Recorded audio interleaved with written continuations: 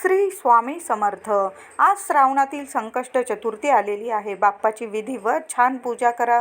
बाप्पाला 21 दुर्वांची जुडी, 1 जास्वंदाचं फूल, 21 मोदकांचा नैवेद्य अवश्य दाखवा. मोदक नाही जमले, गूळ खोबऱ्याचा नैवेद्य दाखवा. बाप्पाकडे आपल्या लेकरा बाळांसाठी छान प्रार्थना करा. आणि संध्याकाळी कापूरसोबत ही एक वस्तू जाळायची आहे. ती म्हणजे तुम्हाला सुक्या खोबऱ्यावर कापूर जाळायचा आहे. सुक्या खोबऱ्याची लहानशी वाटी घ्या, नाही तर तुकडं घ्या.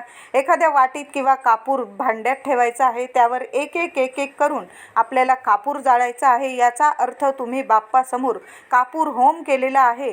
बाप्पाजवळ तो कापूर होम फिरवायचा आहे. बाप्पाला ओवाळून घ्या. नंतर तो कापूर होम सुक्या खोबऱ्यावर एक कापूर जाळून संपूर्ण घरात फिरवायचा आहे. आणि नंतर ते भांडं उंबरठ्यावर ठेवून द्या. नावाला सुद्धा नकारात्मकता, शत्रुपीडा, वास्तुपीडा, पितृदोष नावाला सुद्धा उरणार नाही. सगळं काही